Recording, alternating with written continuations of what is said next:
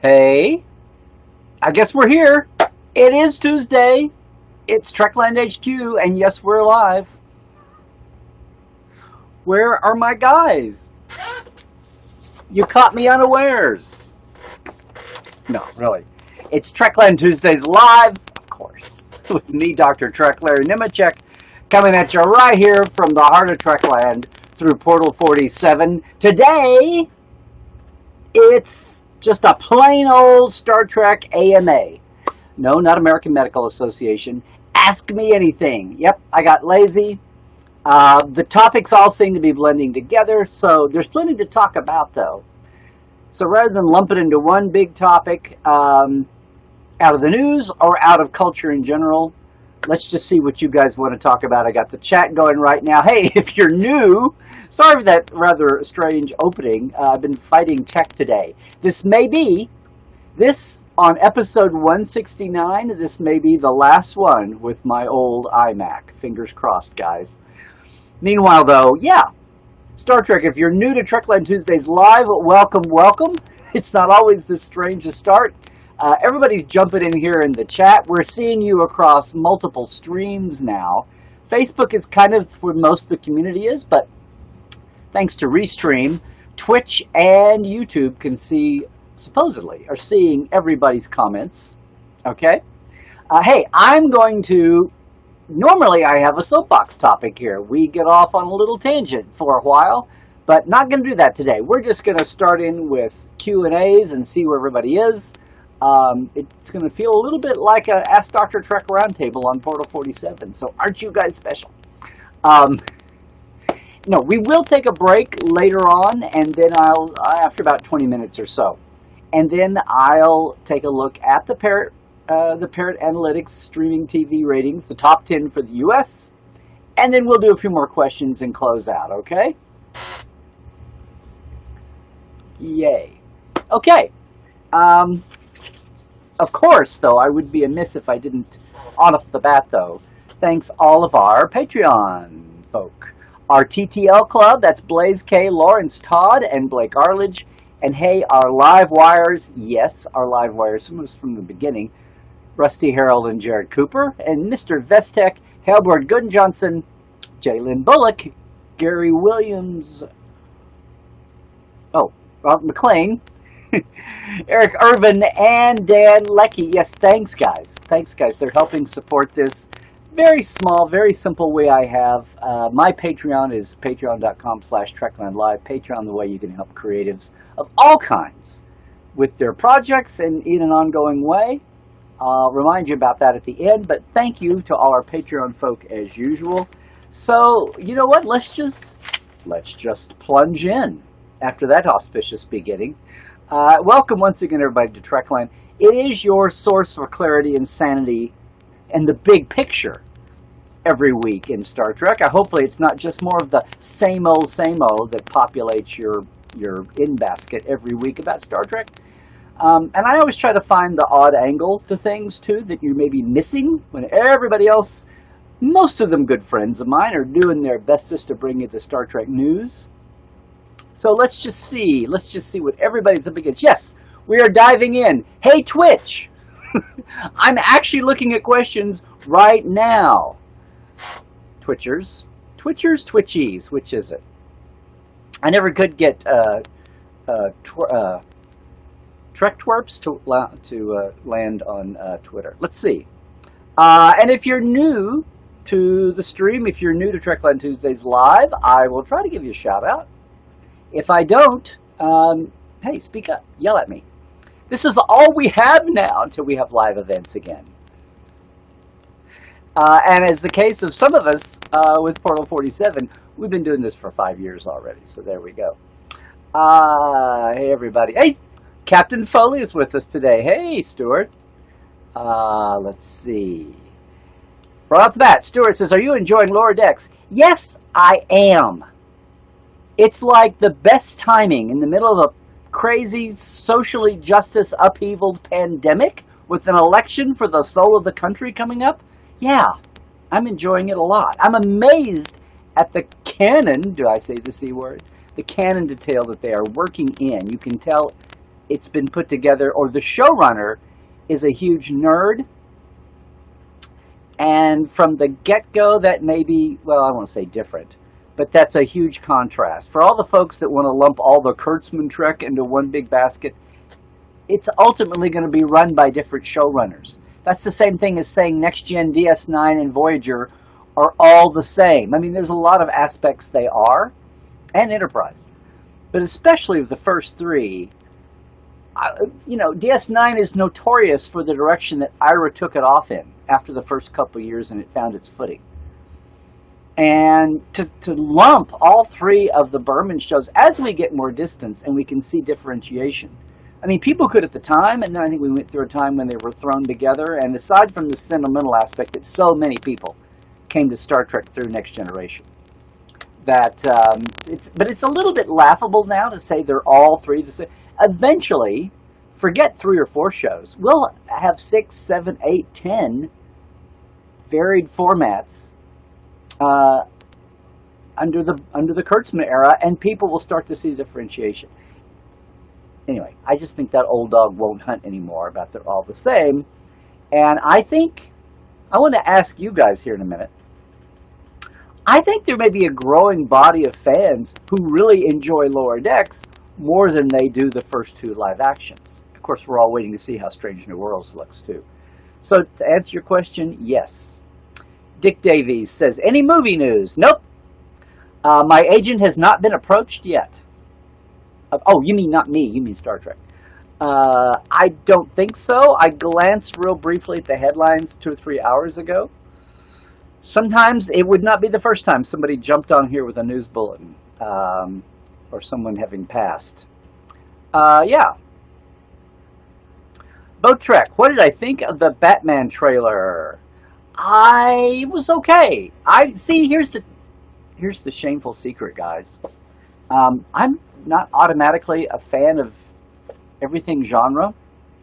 I was never a comic book superhero guy because they're all running around with superpowers in wacky costumes. It's not near as realistic as Star Trek, which is us in the future in uniforms, doing things with science. And a little bit of Vulcan mysticism, which eventually has a science basis to it, even better than midichlorians. But the trailer was okay. I love that. I love how with Star Wars and DC and Marvel, I can stand back and have some distance and watch the product and watch the fandoms and go, yes, I see. Yes, have some what was that, aesthetic distance. If they ever do another Firefly movie again, though, watch out. Watch out. Which they ought to, damn it.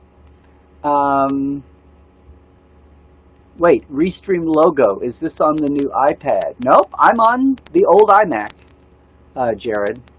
Anyway, thank you, Boat Trek, for being here.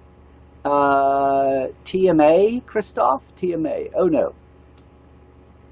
Too much information? I'm not sure.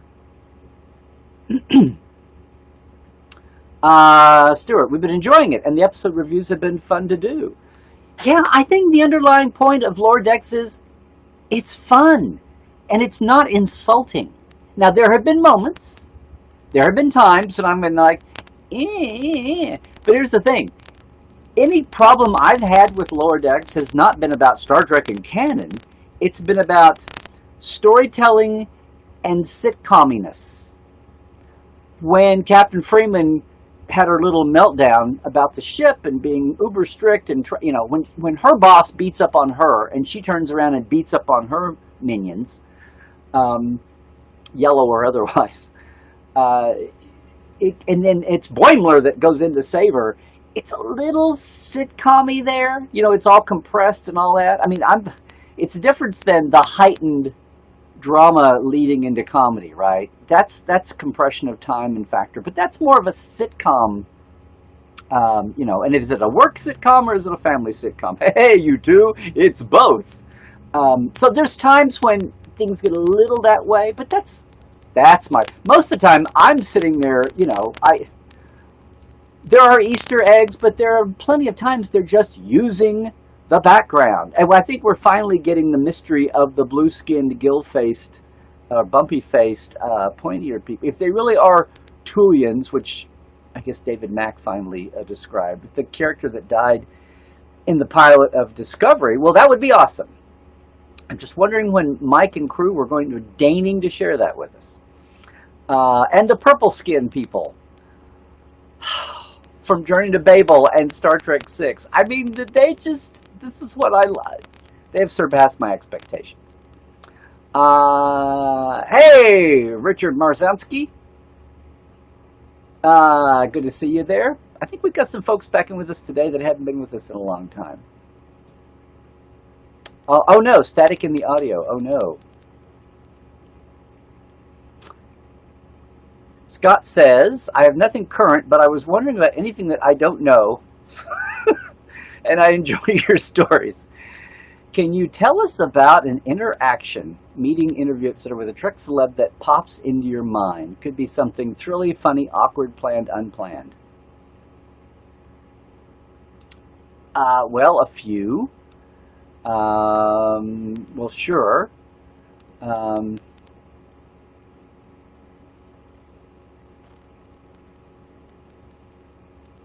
Okay. Here's one. Back in the day, about 10, 12 years ago, well, no more than that, late 2006, the Star Trek Tour, the original Star Trek Tour was opening down in Long Beach, the one that was later resold, split into two tours. But the highlights were an original series bridge, remade from components from Vegas, the two cast out when they built the Borg encounter, and other pieces. And then a Next Generation bridge, the first time it had been built and recreated, I think. But there were all kinds of aspects. It was meant to be a mini Vegas. There was supposed to be a mini ride that was abandoned after 2 or 3 weeks because it was too hard to do. Anyway, it was a huge big deal. Had museum aspects and components and all of that. And on opening night, this was unheard of at the time, kids. Star Trek Original Set Tour has been awesome about having Shatner come up and do all this. But at this stage of fandom development and franchise development and William Shatner's career development, he had refrained from doing anything like sitting in an original series chair somewhere. Not that there were a lot of them out there. So the big thing of this was the Original Set Tour went out and hired Shatner to be the spokesman in commercials. There was a huge opening day press event. And then on top of that, I was on the team that was double checking plaques and all of that, plus working with Beck Ola, Don Beck, who did all the TV specials for 20 years, working on them for the press and for the electronic press kit and the red carpet opening and all of that. Well, the basic knock against this, which everyone tried to tell them, was Long Beach is awesome, and the aquarium is wonderful, and the Queen Mary's down there and all of that. But it really is out of the way, and the cruise ships dock from there.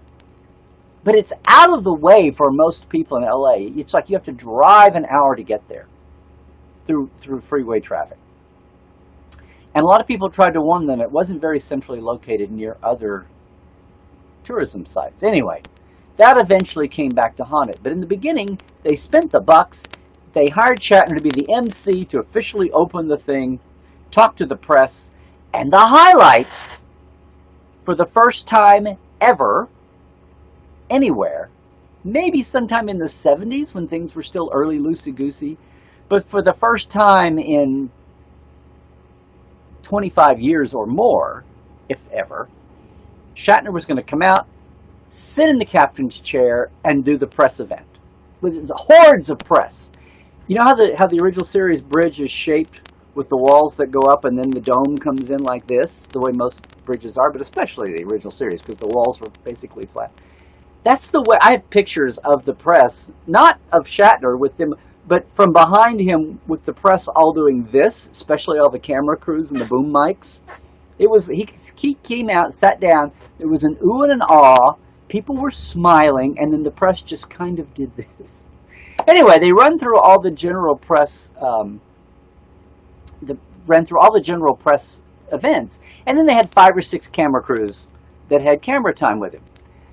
And as that started, the heads of the people working on the Bacolo electronic press kit came over to me and said, Larry, I said, yes, yeah. I mean, yeah, what? He goes, well, we're responsible for doing the official press kit, electronic press kit, with video and audio bits, especially video, from the event tonight. Yeah. Well, we forgot to have someone lined up to actually interview Shatner. I said, okay. They're like, would you do it? I'm like, in 15, 20 minutes, I'm supposed to have some relevant things to talk to Bill about and be cool about it. And hopefully not be just the same old, where have you heard that before? So I kind of did. And it was fine. And to this day, number one, that's the only interview I've ever done with the captain, actually, in any guise, by phone, live, anything. And number two, I don't have a recording of it. Whether I'm on camera or not, I can't remember if we did a microphone in his face or what it was. But even just to have my voice I have no recording of it at all. Not to say that I won't finally do it, but I just thought that was hysterical. That they didn't think about it. Thank God I was standing there, and I have no record of it. And it's my only time. So, there's one for you. There's one for you, Scott. Oh, you know what? I keep forgetting. I can do the show. Here. See? I could have done that. So, now I'm going to go down through and see. Iros. Hey, Daniel. Daniel says, I'm going to do this so I can see. What's been the most surprising thing to me about Trek or Trek fandom during the COVID times? Well, I guess maybe it's how fast everybody adapted to virtual panels. And maybe how now people are burned out on that. I think we went very quickly through, oh my God, what is this? Now again, you Portales, I had you trained well the last 5 years. But for most of the world, and if you weren't in a business where virtual meetings were a thing, but for most of fandom, considering the fact that their kids, their own classes, their churches, their business groups, we very quickly got past the era of the Saturday Night Live parody, Flo and the Progressive Insurance parody. It was cute for a while, but then everybody was doing it all day long. And as a lot of you have said, now you've got Zoom fatigue just on looking at it. And the last thing you want to do is try to enjoy your Star Trek or other fandom through yet another Zoom meeting. It's amazing to me how we went from, what is this thing, to, oh my God, I'm so tired of it already. So, and this is kind of a live show. I'm not asking you to be on camera. We had a lot of fun when we did Nonfiction Fridays, and we had the Zoom wall. But that was still more me talking, and everybody one at a time. It was passion. And then we had guests, too, at times. So it wasn't quite the same as that. What's also happening now is what you see are people, whether it's conventions carrying on, or other groups that are just dealing with COVID. Like I'm working on a project right now, hopefully we'll tell you all about it in a couple of weeks, that's going to be a lot of fun, free to come to. And Trekish is the connective tissue to it. But we're intentionally trying to do things that will fight Zoom fatigue, virtual fatigue. So that might be the oddest thing. But I think we limped through the summer of COVID with people not having to be completely withdrawn. People did not jump off buildings over having no sci-fi, no Trek all summer long. In fact, a lot of people got to a convention for the first time, which was awesome. And if you ask me, I will tell you about the place you can go to Minicon all year long online. Hey, Marina! Yay! Lots of folks are with us today. John Callan says, is the Section 31 show still happening? Yes, and I don't have direct knowledge aside from knowing that when it started. I talked to Boy right when they were working on the pilot, just in passing, and that's been 1.5 years ago. But I think what's the only amazing thing is either they've needed more development time, or the whammo for Strange New Worlds just took over all momentum and energy, and then and kind of maybe displaced it in the bullpen, and whatever was going on, COVID just totally blew everything up, right? So we've had some reports here about some of the industry trades talking about getting prep back for September 1st, Strange New World. Every time I see SNW, I think of Saturday Night Live. I don't know. I just SNW. But that's what it is. It's the easiest one. And then with a shooting date of February, March. So, fingers crossed. We'll see. But it's definitely there. And they talk openly about it. So, hang on. Christoph says, do we need a new term for TAS, as in TOAS from 1974? No. Let's just say that right now. It's been TAS for 30 years, 40 years. Actually, it's only been TAS since TNG arose. Guys, it's like this. It's like we didn't, phones were phones until these came along, and then they were cordless phones. So suddenly we had a thing called a corded phone, which didn't exist before because a phone was a phone. Star Trek was just Star Trek until the original series, and then everybody organically was groping around trying to come up with a term to distinguish the old Trek and the new Trek.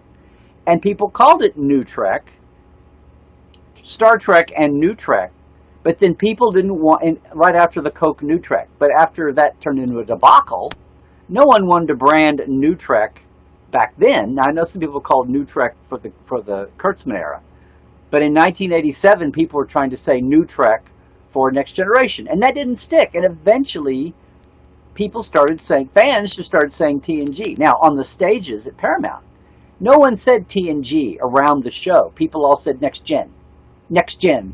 And when you say TNG, that's 3 syllables. Next Gen is 2. But eventually, just, it was less letters to type and write. So TNG, and by the time I did the TNG Companion, TNG was kind of the favorite. It was like the favorite reference everywhere except the people that worked on the show. And they also called it Next Gen. But at the same time, if that's TNG, people were looking for a term to call the original series.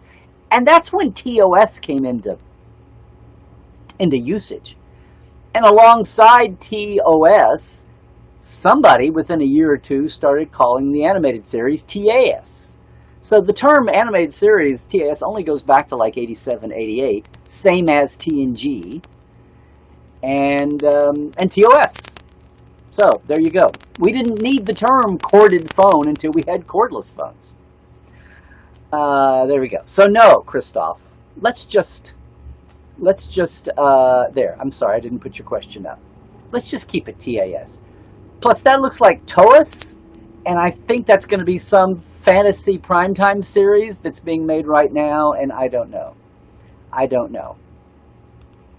Hey, Stuart, Captain Foley says, we just did an interview with Mike McMahon today. Actually, really awesome, down-to-earth guy. Stay tuned to Trek Yards.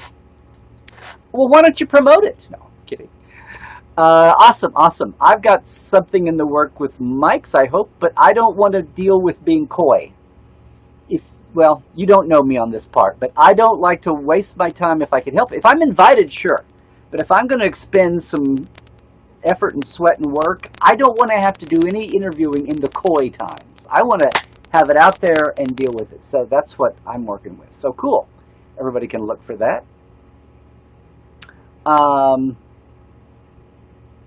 Can I see the YouTube comments? Yes, Boat Trek, I can. Don't hide anything. Christoph, anyone here who's not doing a Star Trek podcast? Yes. And what's wrong with you, Christoph? What's going on? Austria demands it. Yes, I can. John Callan says, I like Lower Decks. Better than I like you. Oh, sorry. Paraphrasing McCoy there, in case you didn't know. Better than original animated series. Well, it's a little bit of a... It's easy to say, oh, the animated series, but it's the same as the original series and anything made today. There are a lot of people. This is a little distressing, but people are human. There are a lot of folks, especially younger viewers, that cannot stomach the original series. and they think it's just a nostalgia trip for older people. I don't know. I hope they can at least watch, like Casablanca and black and white movies. But anyway, or at least I'll say this, at least watch City on the Edge of Forever. I really think it stands up the test of time. Okay? But I totally get it. The animated series, no one wants to hear that the animated series was better than anything made on Saturday morning, that it was too good for kiddie Saturday morning. People have lost that context now. Same thing with the original series. Go watch My Living Doll with Julie Newmar, but still. Watch the other tripe that was 90. And there's a reason why shows outlast the other ones and become classics. Because everything else around them wasn't nearly as good. But we lose that context as the years go by. So I know it's like, it almost feels like saying, well, that wasn't a bad movie. Read the novelization. It's like, I don't have to read the novelization to get the movie, to understand, to appreciate it, to enjoy it. That's true. It would help. And all I can say is, as culture and media change over 40, 50 years, it's like, my hero, Will Rogers, did 4 movies a year the 6 years he was alive of soundies. He had a lot of silent movies, but he survived about 6 years into the talkies era and has about 21, 22 talking movies with sound. And it was the pioneering era, and the first 2 or 3 years are painful to watch, even though I love him because of the cinematography. I will watch them. I know even cinemaphiles who love black and white movies, it will be painful for them to watch, because they basically just sat up like stage sets and set a static camera up, and the shot goes on and on and on. And then finally a close-up wasn't about dramatic narrative storytelling. A close-up was an ego thing, or it was a contract point. I get 17 close-ups in this movie. So there wasn't a flow that way. And they're hard to watch, even though I love the guy that's about. The later ones are easier. And by the way, if you're live with us and you've got TCM, Steamboat Round the Bend, the last movie he filmed before he died, and was killed in the plane crash in Alaska. The next to last one released is on tonight at 6:30 Pacific on TCM. So figure that in your years. I guess 9:30 Eastern. Anyway, there you go.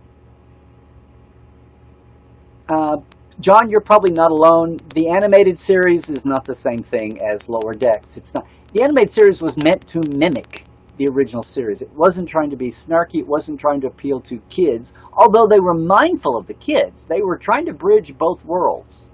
And there are some things they sneaked by censors that are kind of amazing. Let's see. Trekland's the motion picture coming soon. Hey, Marina. Terry Rose, hello. New to the show? I don't know, but hi.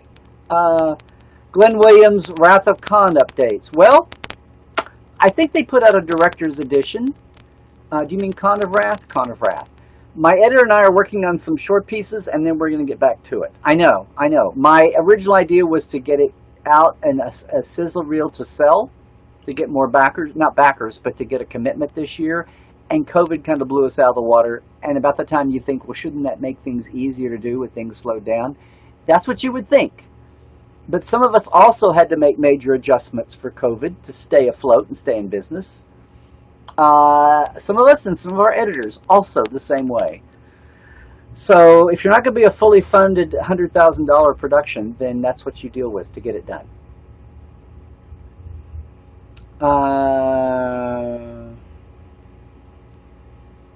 Okay, Rose, we hope you're hanging in there. Oh, TMA, tell me anything. Sorry about that. Sorry, Christoph.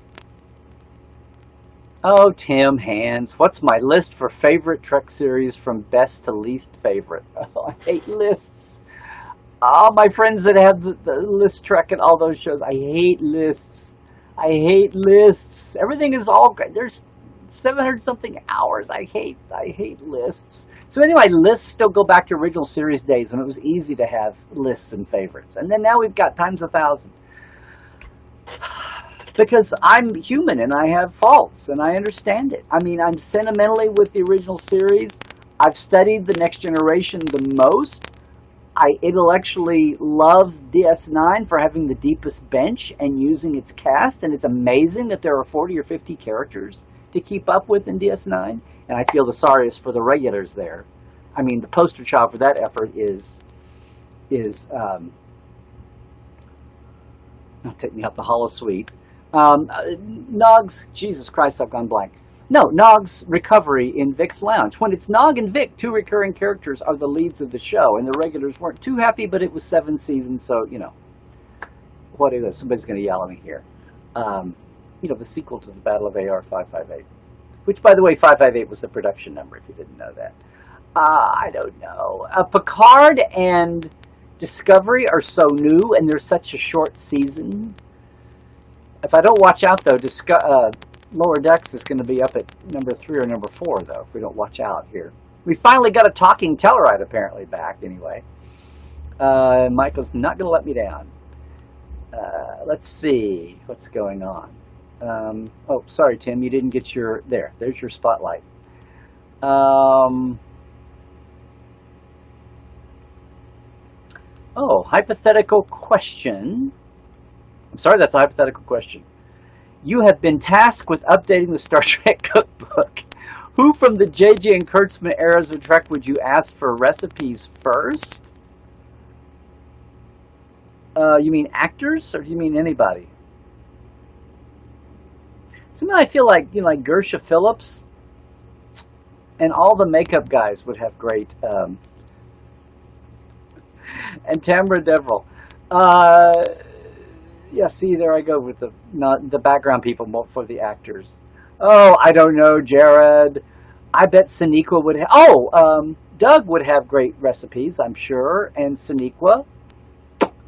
I'm sure Reiko would have some. The JJ movies.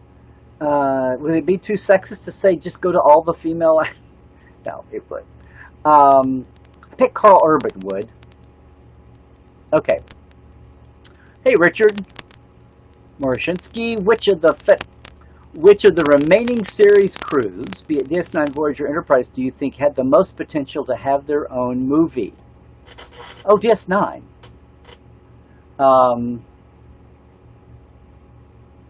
Well, I would say DS9, then Voyager, then, I would say in that order.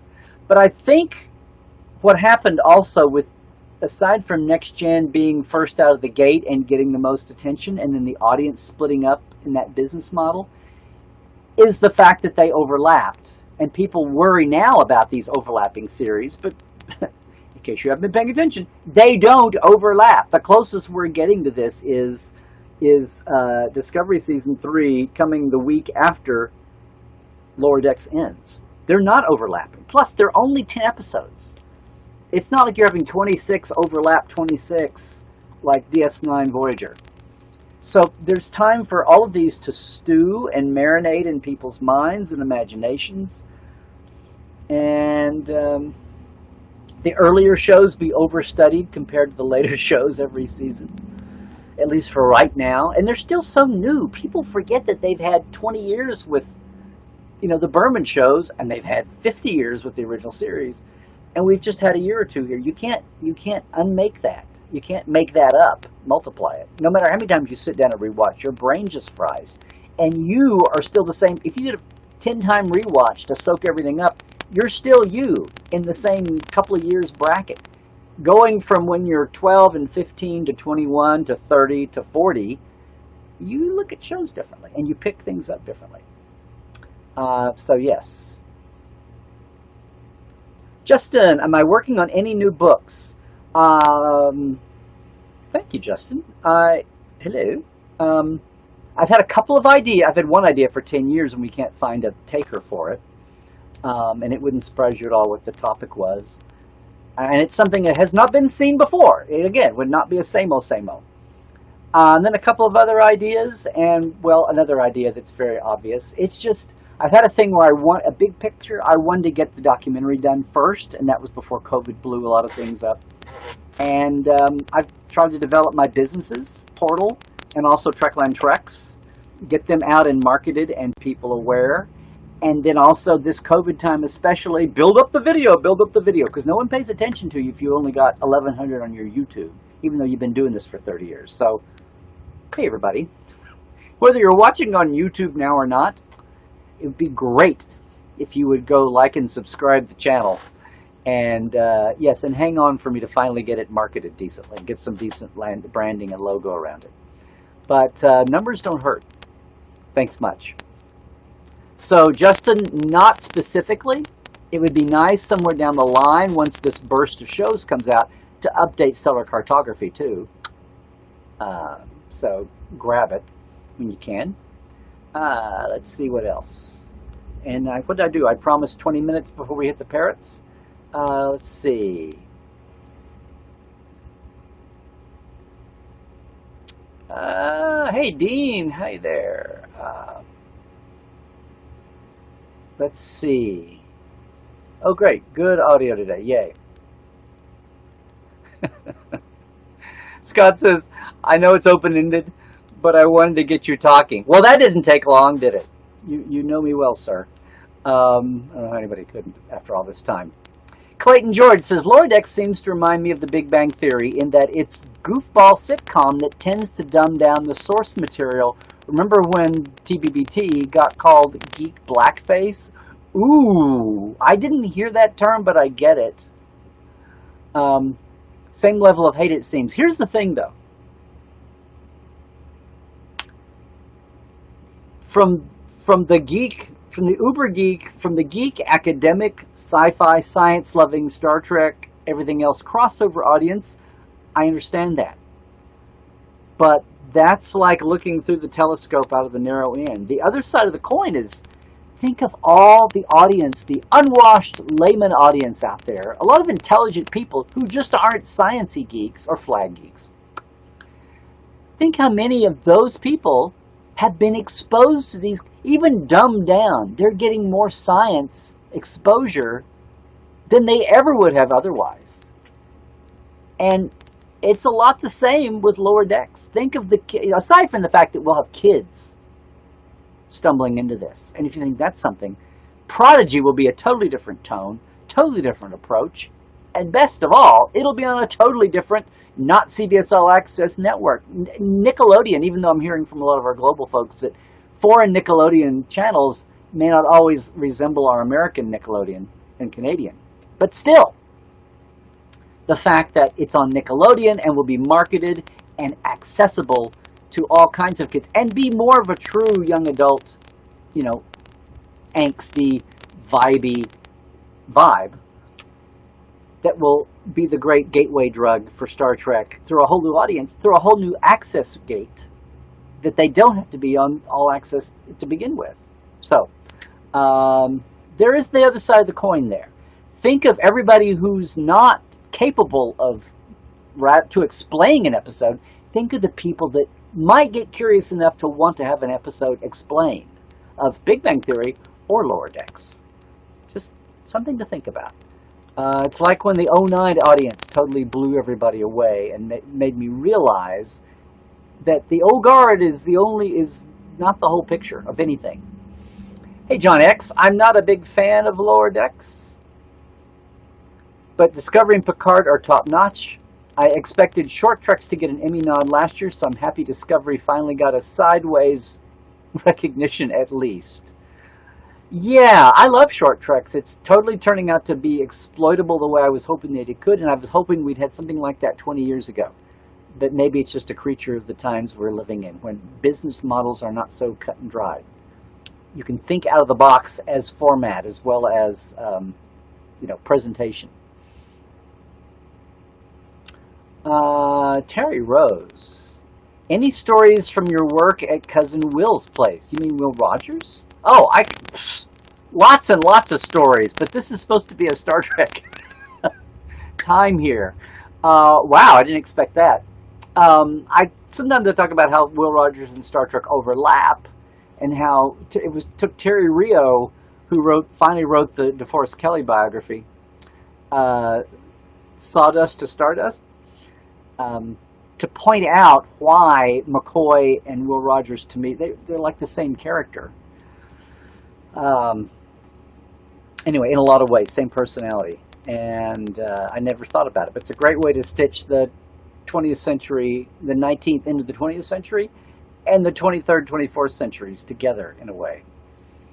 But anyway, you'll have to come to LA when everything is open, and come out on a Sunday when I'm doing docent tours at Will Rogers, and I'll be happy to tell you a little more about Will. But I'm going to keep it to Star Trek here right now. Oh, I took this blind. Don't disappoint me, Glenn. Hey, Larry, I'm sure you already answered this. My ADHD OCD CRS kicked in, but are you planning to attend STLV if it actually happens in December of this year? Yes. We're planning to attend, be with Roddenberry, be with Geek Nation Tours. We're actually offering hey, everybody, I haven't marketed this much, but we're actually offering the one-day trip out to Valley of Fire on the Tuesday before things would kick off on Wednesday. It won't be August. It will actually be tolerable. I just don't think it's going to happen. I'd love for everybody to come out and be there. We need 8 people for the tour to make. It's just the one day. But yeah, I'll be there. My wife may disown me or totally quarantine me when I get back. We'll see. But yes, I am. I just don't think it's going to happen.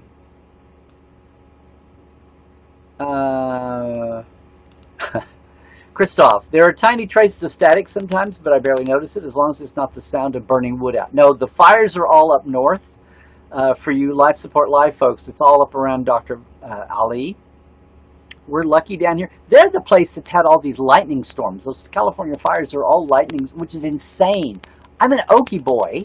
I grew up with thunder and lightning. It's romantic. It's cool. But they went through a literal blitz. 1,700 lightning storms in a 2 or 3 hour period and 700 started fires? You can't fight that. Not in a drought. And then you've got pandemic running the way you deal with the human factor. There we go. Hey, Robin! Hey, everybody. Robin Morcelli Ruddy, everybody. One of our Portal 47 guests and the mama of all the extras and stand-ins of Deep Space Nine is with us in the bunch. Yes, yes. Hey, Robin. Hope you're well. Hope you're safe and sane, too. It takes an hour of freeway traffic to get to Orlando. Oh, I'm sorry. I didn't do this. Hey, everybody. Hey, Robin. Nice of you to drop in. Talk about stories. Robin has a ton of stories and some wonderful picks. She was one of our guests the first year of Portal 47.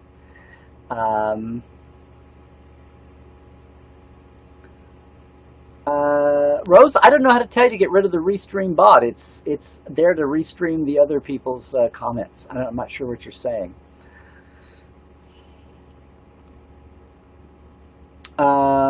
Tim says, Lower Decks seems to be slightly improving except for Marina, who gets on my wick. Marina was in?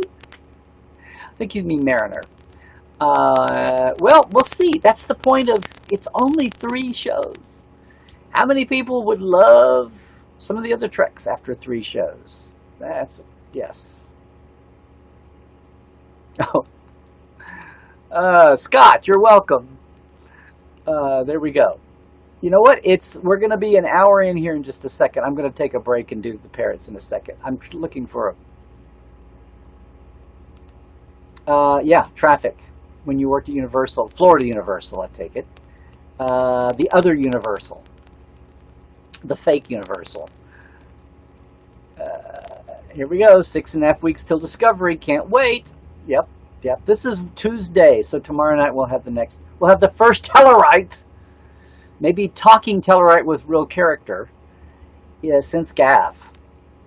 We'll see. I'm sorry the Discovery Tellarites were nice, but they're all just tokens. Harry did his best. Well, the Harry Mudd, I take that back. Devon Crit, whatever his name was, Harry's one character that actually had a character. The short treks with Harry Mudd, with Rainn Wilson's Harry Mudd. That was actually a Tellarite with an attitude. Didn't totally get into the nose back then, but we got there. Harry's a great guy.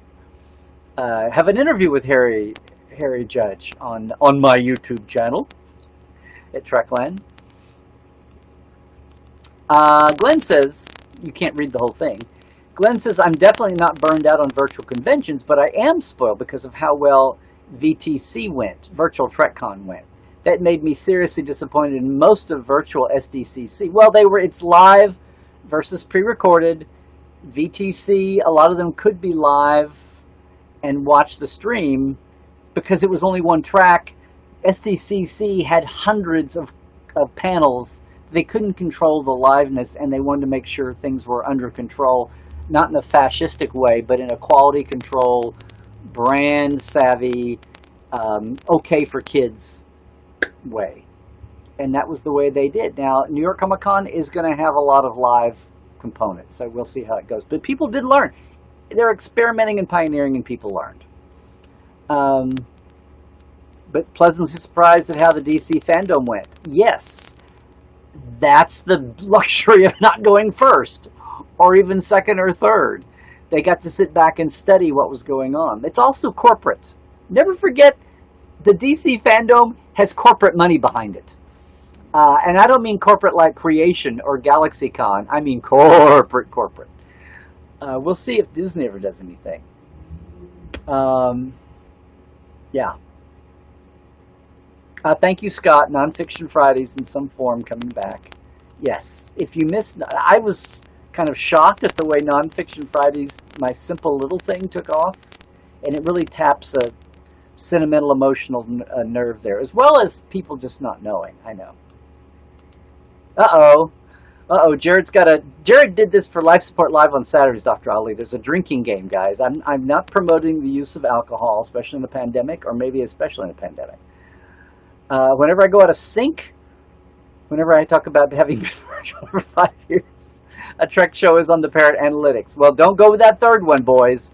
We'll get there in just a second. In fact, why don't we do the Parrots right now, guys? We're about an hour in. I usually do this 20 minutes in. We're doing Ask Me Anything today. There's the danger of this going on way too long. The longer I go on, the more chance there is to get out of sync. I think I'm not quite caught up. Oh, I'm ways from being caught up. Let's do the Parrots right now. Parrot Analytics is that company out of New Zealand that's been studying, somehow, coming up with their own analytics, their own algorithm, to give some kind of measurement of popularity to all these streaming shows digitally originating that the makers, Hulu and Netflix and All Access, won't tell you because it's not the vibe of that industry, unlike all the years we had Nielsen ratings to tell you commercial networks' popularity because ad rates had to be set. It's all moot with the digitals, right? So people are still dying to know, why is CBS renewing a failed show like Discovery? And we get kind of the answer. Not a failed show by any means. What they do is measure average demand expressions. They go through the internet to look at all talk, all mentions, the buzz, basically. They try to quantify buzz as a symbol, as a strike about popularity. And you can quibble with that one way or the other, but it's what they've been doing, and more of the industry does it. At least it's something. At least it's some kind of an apples-to-apples way. They do several countries.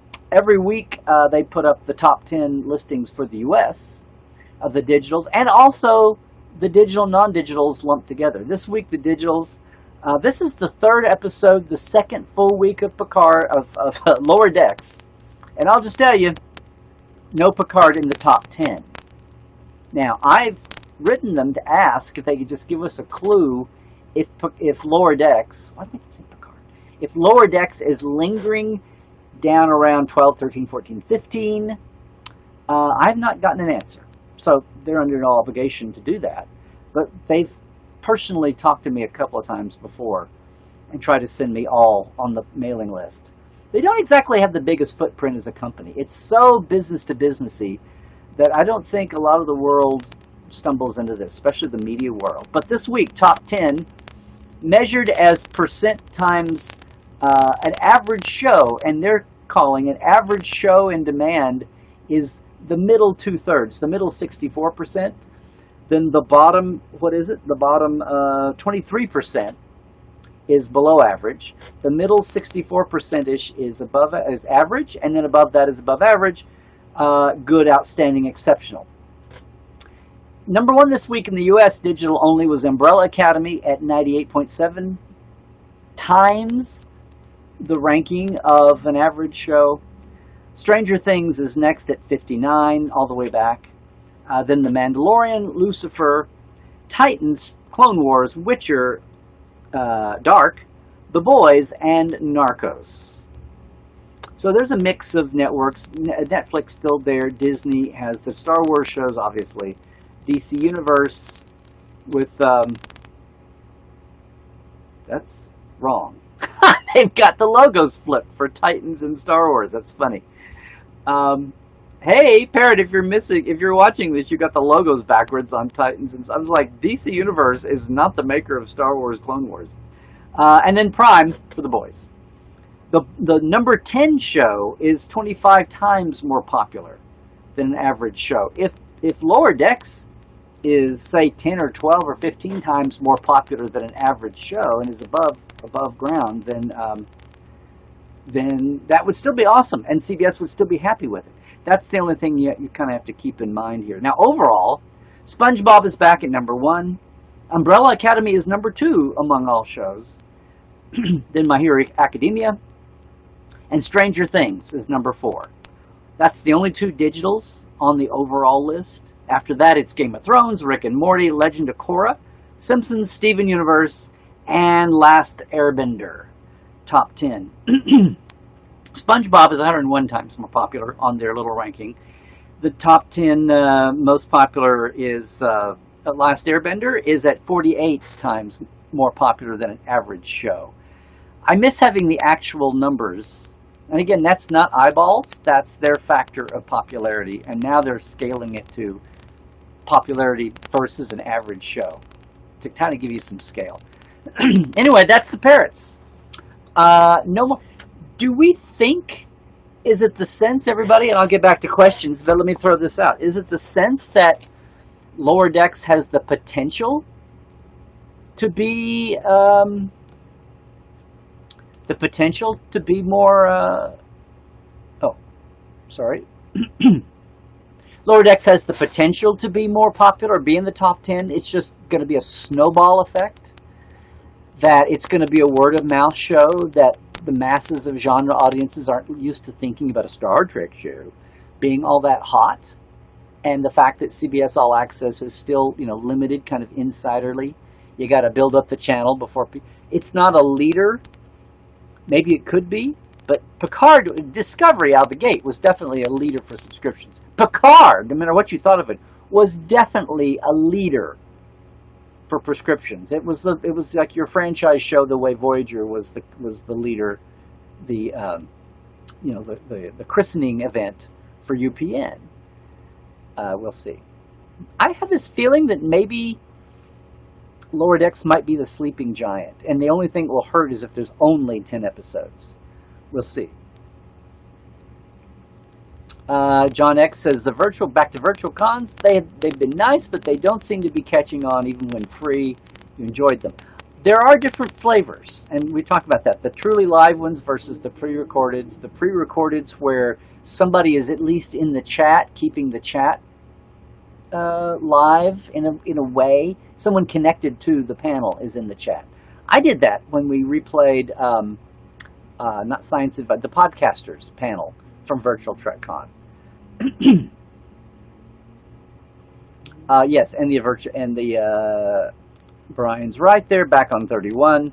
It's the availability of Michelle Yeoh too. It's like scheduling a Next Gen Guinan episode around Whoopi's schedule, only times 100.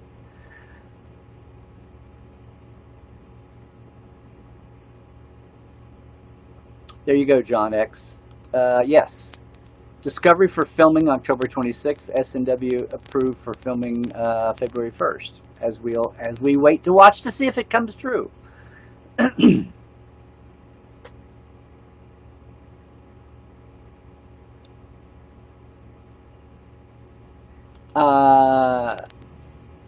Hey, Dean. You're saying that the virtual panel with Will Sunday was personal was a solo. I think solo panels, unless you have a horrible host moderator, have the best chance to be that way. He got very personal, inspiring, which Will can do, obviously. So he pre-recorded from, there you go. Well, see, I think lives are best for audience interaction. And then if you've got a multiple panel who know each other, and it's actors especially, or it's creatives of some kind. You've got a bunch of artists who aren't introvert artists, they're extrovert artists. You know, like the Tiptons and JK, those guys. Oh, thank you, Jared. I've heard this word before. It will now be in my optimum use. A retronym. Star Trek, the original series, TOS. The acronym is created years later. Yes, yes. Hey, Biker Spike.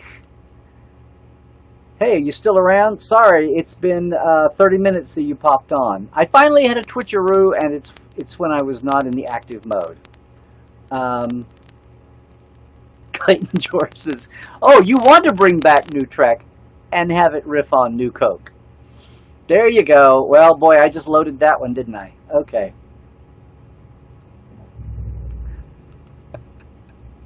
SOL with DSC, and you're not talking about the Latin name for our son. Okay, guys. Let's see. All the way with LBJ, right? All the way with JFK. TOS is fairly recent usage. I forgot about that. Well, John, you say fairly recent, but it's been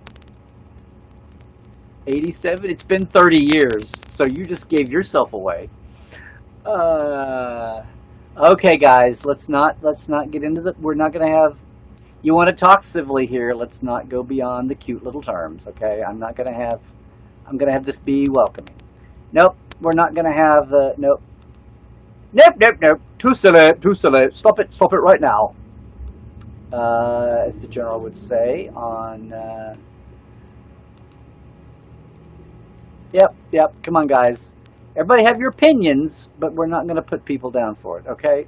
No. Hey, Trek on the Tube. Speaking of more YouTubers here. Glenn says, I'd love to do a podcast, but I don't know if I have the gift of relevant gab. Well, thank you. Or something original to say. But Glenn, you could be the punning color guest. That's what you could do. Oh, and hello from you. Oh, hi, LT. Thanks for being a Patreon also.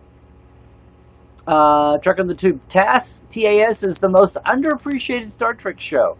Probably because there's a chunk of Star Trek fandom that probably still don't know it exists. I'm going to say that. I'm going to say that's the series that has the biggest unaware factor. No matter what people wind up thinking about it.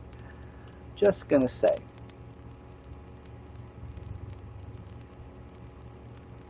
Oh, okay. I'm glad I inspired this. The sequel the world needs right now is too Wong Fu, not too Wong Fu. Let's see. I need to stop cleaning. Oh, John, I could say something. Thank you, John, for that compliment. What I'm doing is harder than it looks. Anyone can come on and whine or post news, and they do. No, I'm.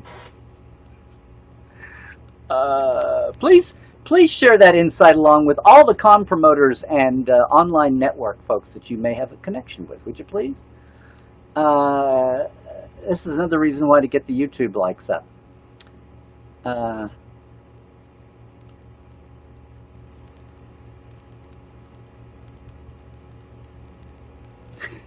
Clayton, give a little historic subtext here. After New Coke bomb, Classic Coke got reinstated. That's the original. Personally, I don't like Pepsi or Coke since they both taste like malted battery acid. Well, nothing. The only thing that will get people talking faster than a Trek debate is a Coke and Pepsi. And what do? Do I throw in RC and Dr. Pepper in there too? Oh boy. Yeah, now we got the generational change where people don't drink carbonated. Some of us need our caffeine cold. Okay, guys. Yep, LT, the animated series was better than given credit for. That was, speaking of all of this, guys, the Trek Files this week, my podcast from Roddenberry. We have a letter where Dorothy Fontana back in the day took on the TV critic of the LA Times about calling Star Trek the Animated Series a kiddie cartoon 6 months before it premiered. He was trying to do a shout-out premiere mention, way premiere early, preview mention, and she was like, with friends like these, who needs enemies? And we've got the document up, the letter is up on the site at Facebook, and of course that's the podcast we talk about back in the day and the context. And yeah, so if you're enjoying our discussion here, the way I talk about Trek, go check out the Trek Files, or actually anything in Trekland.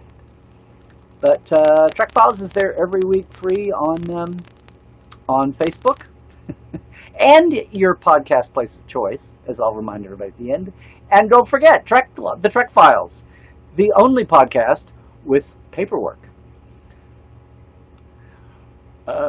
Digital.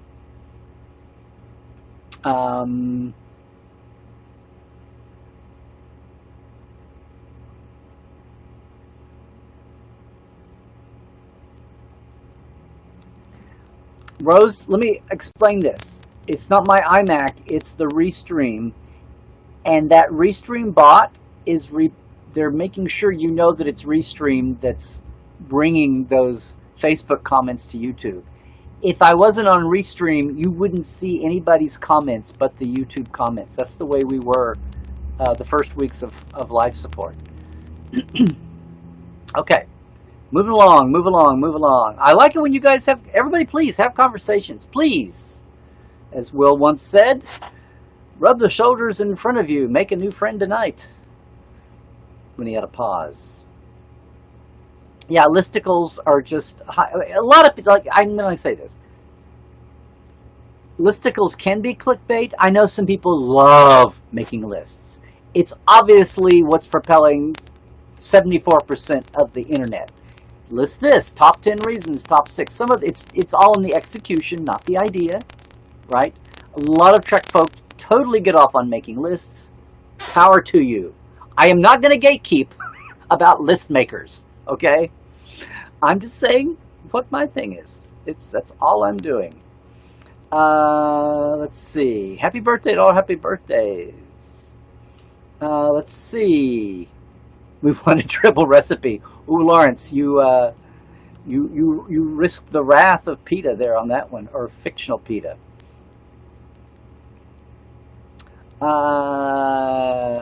Trek on the Troop. I'm welcome to join you on your episode 4 LDS discussion Thursday at 6 p.m. Eastern. I don't think I can make it this week, but thank you, guys. Trek on the Tube had me last week talking about Lord X, episode 3. Part of the new wave of YouTube here the last 2 or 3 years. Captain Foley, I think, came in. If you're still there, Captain Foley, I'm not including. You're very specific to your subject matter, right? The tech heads and the ship nerds. But there's also been a wave here. When 2 years ago on this very show, a couple years ago said, who mocks the mockers, and was moaning about we need a counter wave to all the toxic tubers that were coming along. And we've had some. So hopefully everybody supports everybody.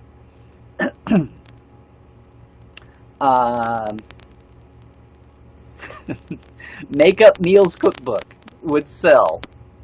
Okay. Yay.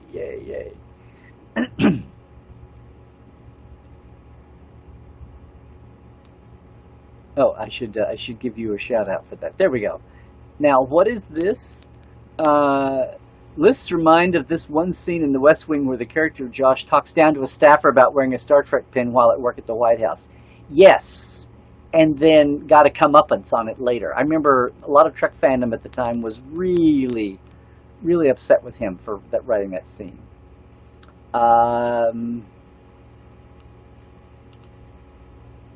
Tim says, what do I have against the Kelvin timeline? Nothing. I just feel like, on one hand, in a practical way, it kept Star Trek... I mean, it took a while to realize it. The bottom line is, it doesn't mean anything, especially if they're going to let it die.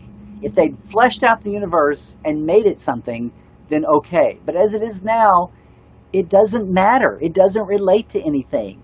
The Kelvin timeline is just exactly like the primetime line, except it's different when we want it to be. That's all it is. There's nothing substantively different than it, except that Kirk's dad dies and Vulcan is blown up, except for Romulus. And because of the Kelvin encounter, technology advanced faster. That's it. If there was something of the heart to deal with it, there's no point in the Kelvin except for the point it played in real-time history. Anyway. But thank God, Bob and Alex totally inserted the alternate history universe angle, or else it would have been a standard Hollywood reboot. JJ would have just Spider-Man'd it or Batman'd it. Oh, look, it's a hot franchise. Of course it should be rebooted with a new cast and a new origin story every 5 or 10 years. If it's good enough for Spider-Man and Batman and Sherlock Holmes, why isn't it good enough for Star Trek? Well, thank God that didn't happen. And we have many, many, many thousands of fans because the Kelvin movies treading water until the world came back around to, like, why are you running away from the investment, the emotional and time investment in Prime? And if you're not going to go develop the Kelvin universe. That's all I had. I knew that was going to happen. I just realized we're going to lose 10 years of developing Star Trek. But it's what had to happen. Sometimes you have to move to another town for a job before you get to move back to the place you really want to live. That's kind of the way I look at it. But I would, the people that Kelvin was their first, I would never tell them it was bad or that their heart is misplaced. If they come to that understanding on their own, as I've had people do, then sure. But it's whatever, it was there, and it brought Star Trek back to the mundane media's eyes and a lot of bean counters too. Yes, Trek on the Tube. Yep. I know. Oh, you were talking to Jared. Oh, okay. Yes, and he kind of said the thing. Lawrence, after the old fans said Berman killed the franchise, the new fans say it's JJ. Or Alex. Come on, Lawrence. Get with the program. No one cares about JJ in Star Trek anymore. Yeah, there was a cartoon that we talked about this on the last Ask Dr. Trek roundtable on Portal. Glenn says, I'm not sure if these 10 to 13 episode groups should be considered seasons since they're so short and there's so much time in between them. They should be called miniseries. I know. I keep trying to point that out. That people talk about 3 seasons in and we're really like 1.5 seasons in. Which is a thing also. But people, it's like our frame of reference is not the same. And I'm not criticizing it. I'm just saying if you want to try to keep apples to apples, that's why I love hours as a measuring tool, and even though it's generic hours and half hours, like 22 minutes or 44 minutes or whatever.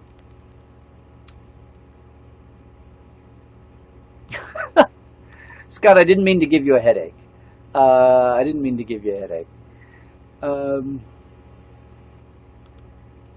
Steve Karen. Hi, Steve. Are you new to Tuesdays? If so, welcome. If not, at least hello. Glad you could make it. What Star Trek theme would I use if I had the opportunity to build my own pinball game? An historic pinball game, the Tellarite Civil War of the 13th century CE. And the pinballs are like, all the flippers would just be, yeah, right. What theme would I use? Yeah, that's what I would do. I could make it a Federation Council meeting, just have all the different species bopping off each other. Is that too visceral? Is that too on the nose? On the nose, get it?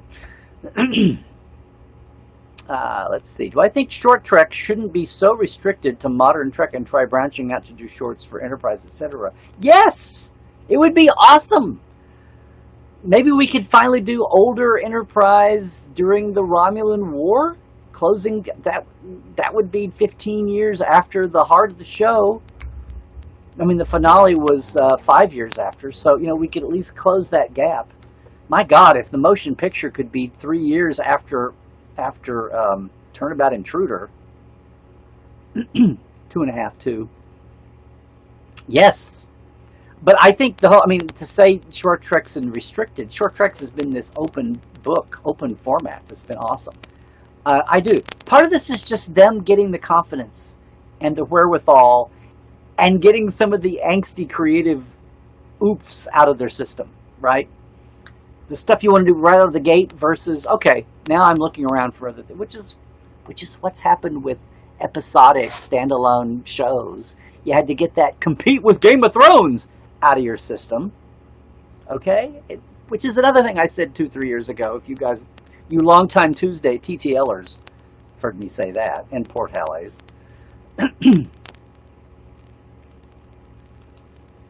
Oh, there you go. There you go, Tim. Hey, Michael Peter McDevitt. Hi again. Hail, hail. I've heard me reference my 5 C's of Star Trek while unearthing older podcasts, but I still wonder what they are. Chakotay. Oh, obviously, Chakotay is one of the... No, I just accidentally came across this when I was trying to talk about defending... This is hysterical. The back and forth about canon, there's a time when you have to defend it and then you downplay it. It's amazing how the political winds change the context that you talk about things in. And I don't mean the Bush, Obama, Trump political winds. I mean the Star Trek creative political winds and the fandom creative winds. What I was trying to say was, when people were talking, when the Discovery came about and a huge chunk of Discovery fans were yelling at the canonistas about quit worrying about visual cues because shut up, we've got Star Trek back and it's positive and affirmational and it's diverse and it's representing, and of course it is. But it's amazing to me what brought out the blind spots of people and how we all assume we all think alike. We have assumptions, and then we have our assumptions exposed, which is good. Then it makes us examine them because we're not assuming them. And how many people never stop to think about the visual part of Star Trek aiding in the continuity, not just for nerd and trivia's sake, but that it adds to the realism that makes the storytelling, the metaphors, change the society, the social, subversiveness of Star Trek is even more powerful because it's not goofy sci-fi. If it was, Lost in Space, Captain Video, goofy-looking, bug-eyed monsteries, is any going to believe the storytelling and character depth? That's an awful big road to hoe. I mean, Shattered Nimoy thought it was hard enough in the 60s to come on and play everything straight and capture the audience. But that's what Gene and Bob and Dorothy and Matt and everybody knew. If the background doesn't look real, you won't believe the characters. That's in the DNA of Star Trek. Now, it wasn't their fault that it got dragged out. It wasn't their fault they made such an awesome creation that it overtook even their expectations. So, yeah, the 5 C's, that was me defending canon to not because, to me, canon is what set apart Star Trek from all the other incredibly popular aspirational franchises. Star Wars, Marvel, DC, Firefly, Harry Potter. The fact that, and Doctor Who has a changing canon. They don't have to worry about it. That was their DNA. Yay on them. I mean, everybody else gets into this for a little bit. The comic books are created on paper, and they've already rebooted 3 or 4 times. It's nothing to do that in the movies. No one cares. But they do care in Star Trek, and Star Trek should not be lumped in with all the other franchises. What I was trying to say, the 5 C's were, canon is what separated Star Trek from all the other incredibly financially lucrative, popularity, social inspiring, social changing franchises that have such loyal bases. But it's also, what am I going to say here? Now you're going to put me on the spot. It is the concept that it's in the future and it's positive, not dystopian. It's the characters, it's the casting of those characters, and then it's the commentary of the shows, and then it's the canon. It's the visual and conceptual consistency of the canon. And the fact that over 53 years, people have tried, not always made it, they've failed, then a retconning works. You care about retconning. If nobody cared, then nobody would care about retconning. And no one would probably care after 55 years in the first place. So that's the 5 C's. Concept, characters, casting, commentary, on the nose, and subtextual, and canon. That's the 5 C's. And Star Trek is, I mean, so many other things have a great concept, great characters, a great cast, and commentary. That would explain all the other huge fan bases out there. Only a few have the extra dimension. And when I'm talking about if people give up on that, then Star Trek becomes just another one in the pack of awesome franchises. And not special, to me anyway. Boom. There, you just got the 5 C's panel right there, and you weren't expecting that, huh? Let's see. No Chakotay in there, sorry. Yeah. Oh yeah, shorter seasons are definitely the way of the world, Jared and Glenn. It's just, we're just commenting on it. We're just trying to put apples to apples again. Apples to apples. Is that going to be another Trekland hashtag I should trademark along with Texture Not Trivia? Oh, hi Terry. You admin the Big Bang Theory Hangout place on Facebook. You've never heard that. Heard what? Please come back and tell me what you mean. Now I'm racing to try to think what I said an hour ago, 30 minutes ago. Please let me know. If somehow Star Trek has helped informed a new aspect of Big Bang Theory, then cool. Oh, you mean about the reverse side of the coin? All the people. Yeah. See, guys, we are so wrapped up in our little terms and our little boxes and all, gatekeeping and listicles. And there are so many things that, things exist. They're different. It's just that we get so hyper about things. We're used to just talk and not be whipped up into a frenzy. Yes, there are differences. We don't even have to go the idiot route. We don't have to just celebrate them. We can just sometimes, my dear Dr. Freud, a fact is just a fact. I don't know. Anyway, let me know, Terry, if I hit that on the ball or not. But you're welcome, I guess, and to all of TBBT fandom, the Hangout place. You're welcome.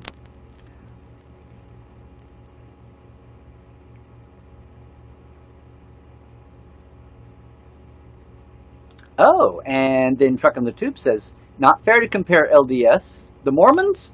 Oh, Lower Decks. I'm going to do that all the way, guys. I swear to God. Latter-day Saints. And no, I'm not Mormon. I don't think it's fair to compare LDS to TBBT at all. LDS goes deep into the smallest details of the franchise and presents them in a fun way, whereas TBBT took broad internet views and presented them as nerdy things. Okay. But still, there's a positive side to that, was my point. Okay, now we're into crosstalk, and I should start wrapping things up here. We could go on all day.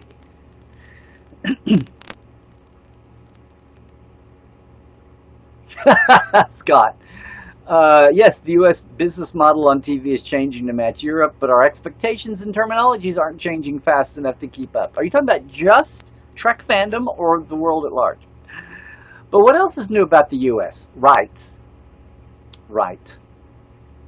Thank you, Glenn. Valley Fire is absolutely gorgeous. I highly recommend it. Yes, I did it all myself. Okay, you guys are going to talk about... I could have said something about the Who format debate, but I'll let you guys do that.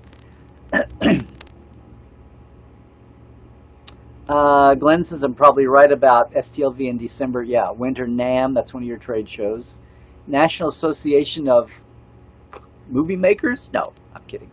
Was in Anaheim in January and canceled and went virtual. And that's January. Yeah, I think the spring... Yeah, March. People are going to be watching through March.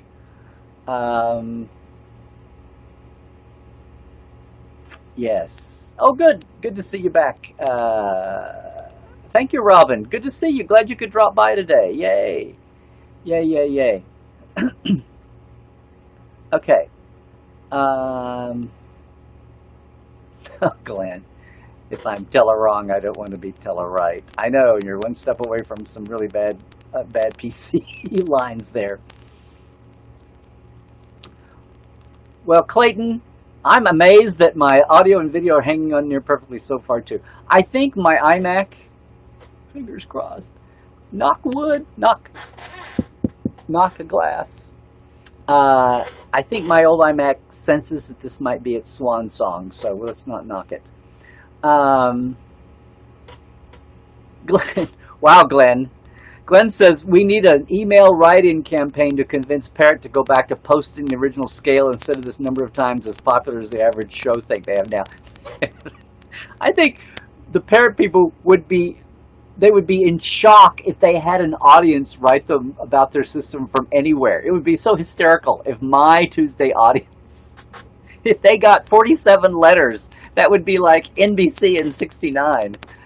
That would be hysterical. So yes, everybody, write to Parrot and say, please return the listings back to your prior. They've probably done something where they're monetizing the raw data, and this is just kind of a public, dumbed down, palatable way to do it. But it is kind of a total break in how they presented data. It's basically the same, and you get the same idea and curve, but it sure the hell is so clumsy to talk about.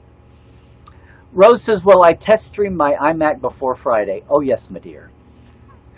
I will see whether I'm going to unleash it with Ali on Saturday or whether I have to wait and do it over the weekend before next Tuesday. But I will not put you guys in any more jeopardy than I need to. Don't worry.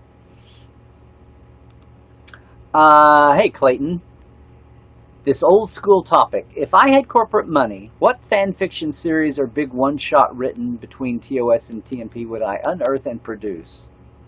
Hopefully with the original writers if we didn't have to mention KS/. Well, you mean it's kind of a shame that on one hand Quester never got made of Genes, but on the other hand people have kind of seen that now with Data, the android looking for its humanity. Of course, it would be modern era, so you wouldn't have all the sci-fi, overhead designing and paying for it. You could just do it modern. In fact, what's sad is Herb Wright was working on bringing back Quester, 15 years later, and then Herb Wright suddenly died. Herb Wright, first season producer for Next Gen, who came back to the show in the mid-run of TNG. I actually talked to him about it, not interviewed, but a couple of times at a major party. I could see him carrying a bunch of Quester material around with him, and he was all excited. He was going to modernize Quester for an early 90s audience 20 years later. And then he died suddenly, and it was sad. So, I don't know. What fan fiction series or big one-shot written, but you mean of Trek, and you mean fan, not just Gene, I know, boy. I don't know, I wasn't a big zine reader, are you shocked? Today, I guess if instead of saying zine reader, a fanfic reader, I have to say a shipper. But I never worked for the No J Consortium, so I was never into shipping. Picard was a leader for prescriptions. Is Trek officially a drug now?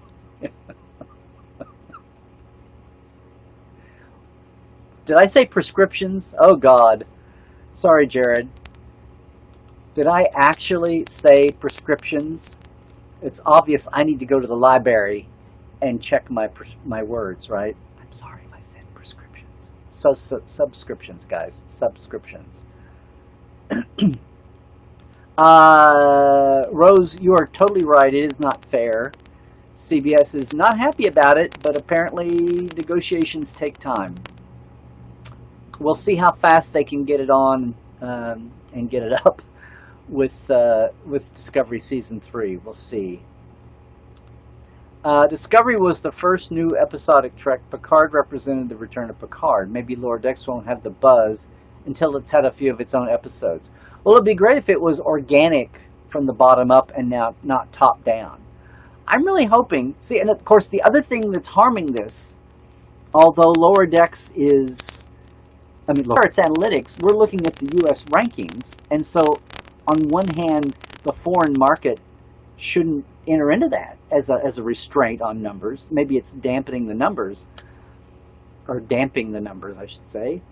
But you can't help but think that just knocking down the whole internet buzz, that's hurting. That's hurting LDS, even though technically it wouldn't be measuring them. It's certainly obviously hurting it in the UK and the Australian and the German markets when people can't see it organically and do that. I hadn't thought about that till just now, but thanks. But I still think organically the buzz for Lower Decks is going to come from the bottom up as more and more people get it and see it. Or maybe people wait till 10 episodes go by and then, then binge watch it. Or wait till Discovery has gone by and binge watch both shows in their free week, if there's not a free month by then. Jesus Christ, guys, I said prescriptions. I can't believe it. So sorry. 30 minutes ago. Yeah. That was a silver platter, wasn't it? Yeah, your pharmaceuticals to deal with it. Okay, guys, that was your freebie for today. Hey, it's coming up on an hour and a half, and I really, really, really should... No, I don't think, Alan, I don't think Lower Decks had anywhere near the ad campaign that Picard... Because it's cartoons versus Sir Patrick with the international profile and a much bigger budget and yada, yada. I just don't think they thought it was justified spending, equal amounts for the two. Tekla! Hi, Tekla!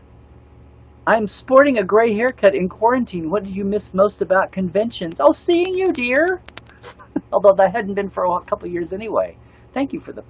We finally had our haircutter come to us and do my wife's hair, and she just did mine on the side. So, just to say, my wife did mine first. About 4 months in, my wife trimmed mine, and that's what I got by on. What do I miss most about conventions? Well, seeing everybody, and I don't know, it's being in a group with fans. Like, I miss my Roddenberry co-hosts. I miss Terrace and the tour folks. I miss Masquerade at Vegas. I miss doing, for my Portal 47ers, part of their package, the one live thing we do, aside from getting a discount on a Trekland truck, the one live thing we do is whoever is in the Portal when I'm a guest at a convention, we have a party on me. At least a round and some eats, and whether that's one person or it's 15 or 20 people like Vegas can be. And we do it in shifts. And I miss that. We had a virtual live dive. I call that the live dive for the deep divers. And we have a live dive virtually over Comic-Con weekend. And we had about 12, 15 people together. Some of whom are not con-goers, so that was awesome. But that's what I miss. It's the combinations of, we can do one-to-ones and we can do virtual and all that. But it's that, and it's the potential to meet people new, even though people keep coming in new through our virtual events. I'm not the world's marketing mastermind, and I don't have a corporate budget to spend. So I'm just doing the best I can. But I miss that, and just the electricity in the live air. You just can't, just watching the room across, swoon when Patrick Stewart walks out on stage. That's it. But anyway, it's great to see you, girl. I hope you're doing good. Let's see.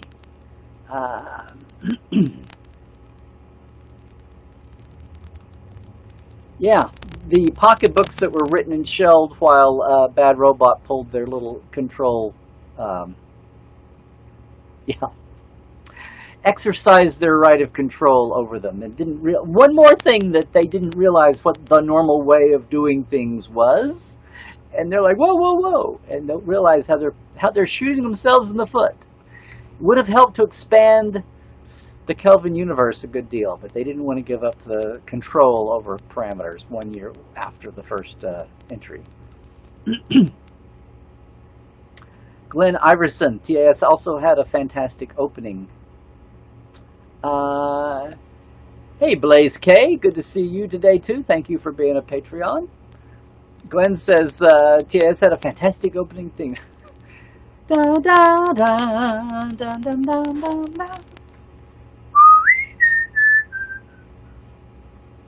da. Yes, all the funky TAS movie. Low budget 70s animation. Yep.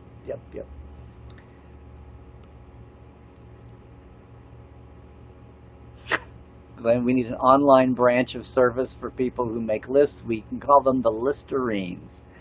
Absolutely. Hey, Paul M. Newitt. Paul Newitt, everybody, author of the awesome, pioneering Starfleet assembly manuals for your first generation AMT model kits. They are classics.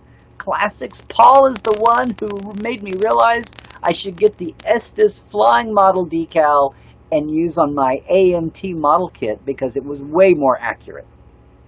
But I think I've told you that, Paul. Oh, there's no topics. You've picked a great day to come late, Paul. The topics are all over the place. I did have a mini soapbox or two, but you'll have to watch.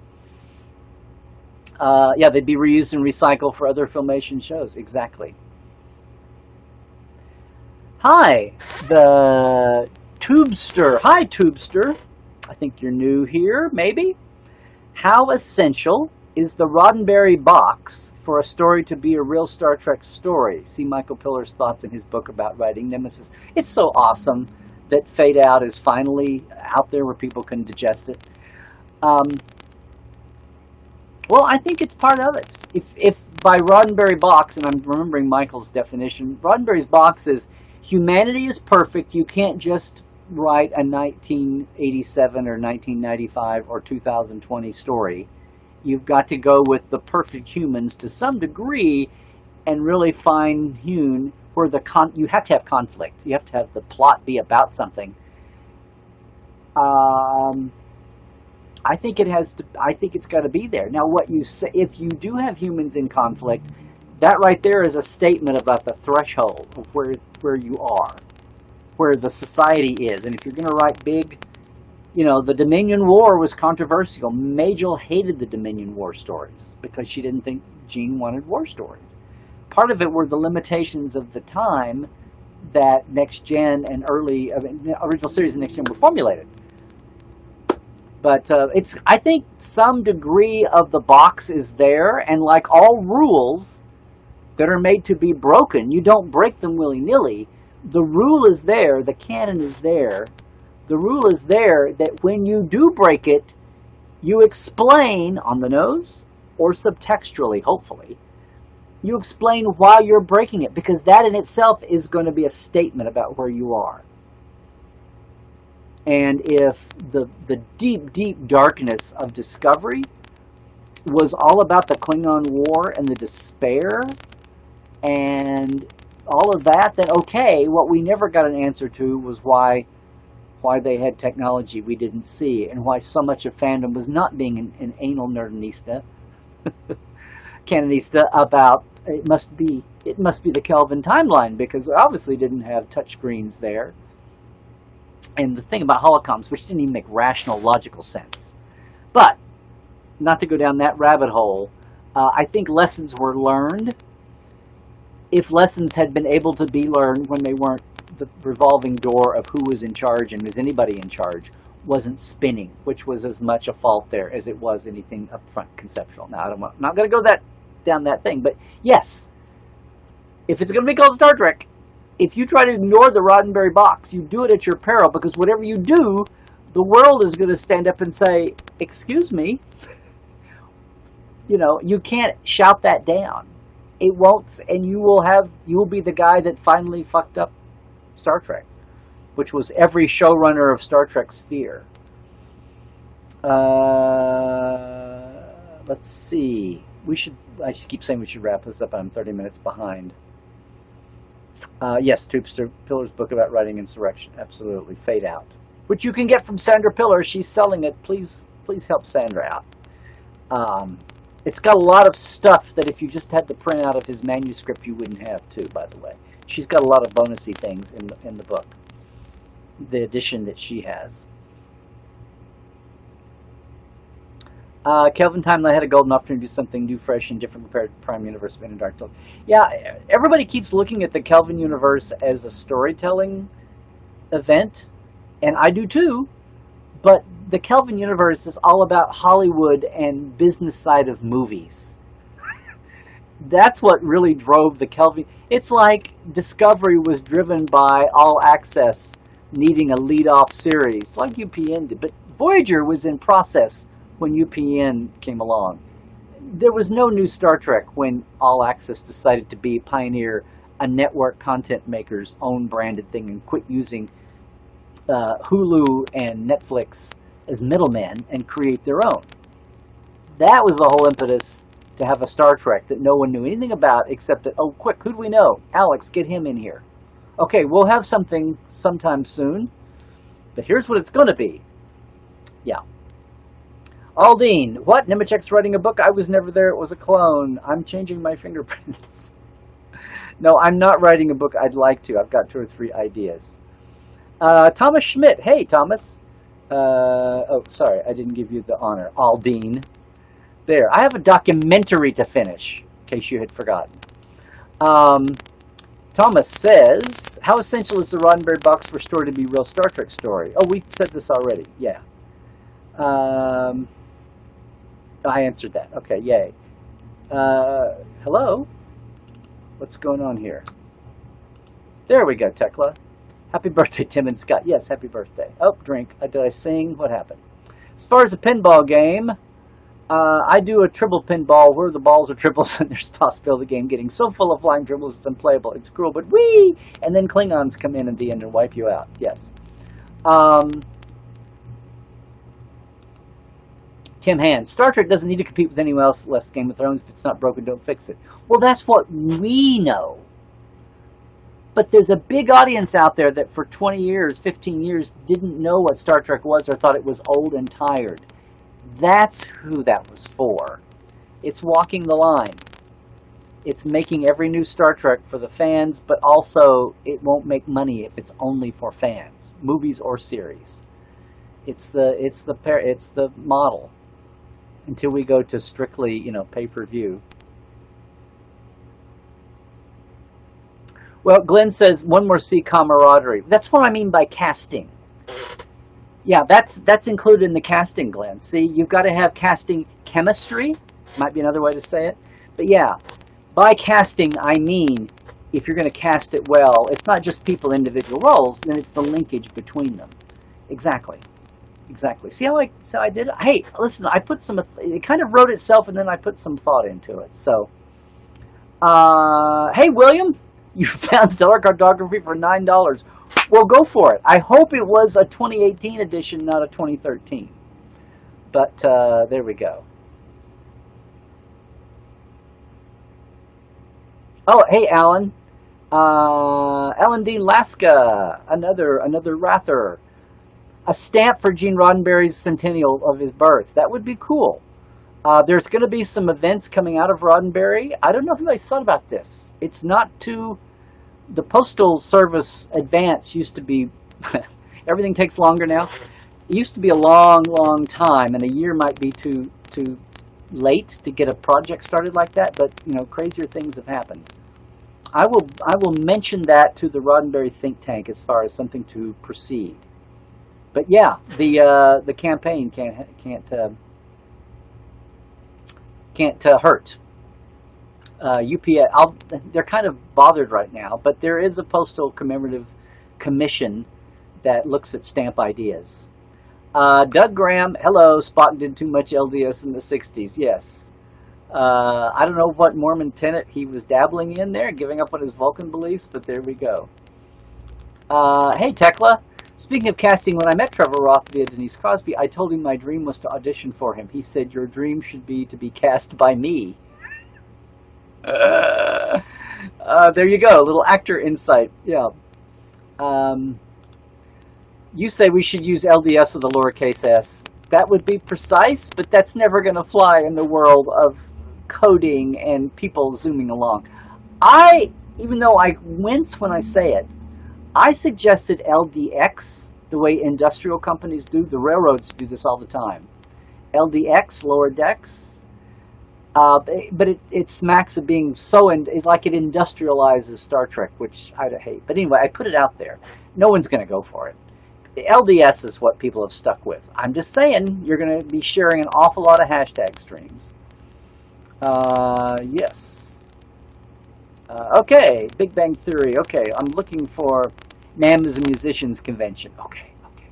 National Association of Musicians and Memorizers. There we go. Right, Parrot and BCC Larry. Oh God, thank you. That'll Pixel Paradise. Hello, Pixel Paradise. Glad that you can make it on YouTube. Make sure to subscribe and share. Okay, I've got to wrap this up, guys. We're going to come up on 2 hours. Ooh, tell us about a Majel party. Majel and Gene had like 3 big parties a year. One of them was Christmas. They usually did an Oscars party where they put out a ballot and everybody put $20 in and you voted. She would pick out like the 16, 20, just your office pool for the Oscars. Only it was a party pool. Everybody put $20 in, and then the top 3 winners split up the pool in a percentage way. One year I won 3rd place. But obviously after Gene died, we moved to LA after Gene died, and I'm sad to say this, but the Next Gen bunch had moved on, and as the other shows unrolled and Gene's legacy was already diminishing, and people were working on the shows that didn't know Gene, and Majel had a lot of her friends coming. Robert Stack was actually standing in a buffet line with really old, even, what's his reality show? I've just gone blank. Unsolved Mysteries. Even post Unsolved Mysteries, Robert Stack. But, and no, I didn't do a selfie or an autograph because you didn't do that, and it was pre-selfie cameras anyway. But no, they were awesome. And then she finally, yeah, we always got to the Oscars party. And a lot of times we were traveling over Christmas and didn't get there. And then there was a 3rd party that sometimes it was a Halloween party, sometimes what was the fight that ended in 15 seconds? It was a huge national heavyweight fight, I think, or middleweight. And the guy got knocked out in 15 seconds. She had a party for that, which was like all party and no boxing. We weren't there, but it was funny to hear about it. My favorite memory of the one time Mike and Denise was at a party, Oscars party that we were at of Majel's, was the year Babe was up, and Denise was so Babe crazy, and they were so they were there. We had a lot of fun, and they were so tickled when Babe won.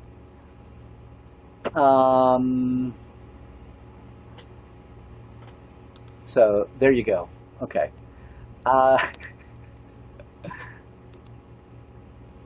Paul says, thank you, Paul, again, for the assembly guides and all your early day work and work now. Soldier fans still yearn for that Roddenberry film from The Cage, Planet Earth, Earth 2. Would love to see a series movie that tells the story of early Trek and that same production value. Well, you know, there's a gentleman here in LA that's written a script, and the name escapes me.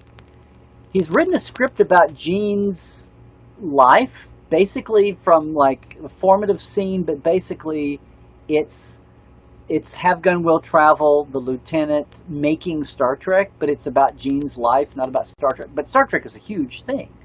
And Eileen, his first wife, is a character, and Majel, and all the basic early Star Trek people are in it. You know, Dorothy's there as his assistant. I went to see a moving read-through of it. And I'm sorry I've forgotten. I'll post a link to what I can find about it. Somebody in the chat here may remember the name. If anybody from LA is here and is familiar with it. It's out there floating. He's trying to sell it as a movie. Maybe that would be something. Have a meal at the cool Mexican place we went to. That may have been, did we go to, I bet it was. Hey, Rusty! Thank you again, sir, for being a Patreon and for being a supporter of the Conoran. I hope things are settling down for you, sir. Lucy's El Adobe Cafe, I think so. Hey, Christine Hubert, finally caught me live. Missed me here in Albany, New York. I miss you guys. Are we ever going to get that convention going if COVID lets us go? I know we are.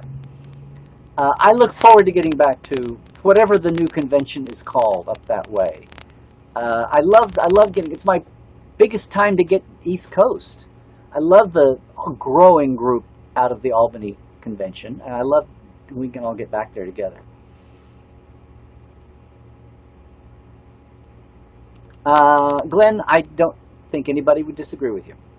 I think what Gene was aspiring to had to drag everybody with him so far that, yes, people found a way to make it work. What Maury Hurley called Gene's wackadoodle. Yeah. Optimism. Uh, yeah, Tim. Nick Meyer said that, and many others. Maury Hurley, Rick Berwin, yes. But it was the Gene thing, and nobody wanted... If you basically, no showrunner, no head producer wants to screw around with the Roddenberry thing, or else, as I said earlier, nobody wants to be the guy that screws up Star Trek, to keep it in the family there. Yeah. LDX makes more sense. Well, thank you, Linda. It kind of feels a little industrial to me. Terry Rose, where's my super chat dollar button? I haven't done that because it would only be on YouTube and not across all the platforms and all of that. So, Terry, I've thought about it or trying to do something. Believe me, I've thought about it. I see what people are asking for money for far less than sometimes what I think I put in, so, or sharing. So we'll see. My super chat button is just having everybody join Portal and have a great community there for right now. Yeah, Christoph is oh, I should do that. But it's hanging out there. We'll see how my channel evolves and what other things I do specifically for YouTube, okay? Thanks for asking. And then we got Christoph pointing up the yes. That would be, yeah, meh. It would be cool if they make an Academy series. Yeah, that's been out there. Starfleet 90210 has been out there for a long time, starting with Harv Bennett's script. And then it's in the mix right now. Stephanie Savage and her producing partner. It's one of those ones that was loudly rumored and probably is still in the pipeline somewhere. TNGZ, what are the guys called with the big ears? Are we talking about Ferengi big ears? Elephanty ears? Are we talking about pointed ears like the Vulcans? You know, Bullions had big ears, except theirs go down. Everybody's so into the blue skin and the bifurcating line here. But Bullions also have earlobes that go all the way down to here. Hi, Furry Fan 9797. Do we actually have some organic Twitchers who are real people? Anyway, TNGZ, I hope I got your question in there. It hasn't been too long, only 5 minutes. Here, see? Bang!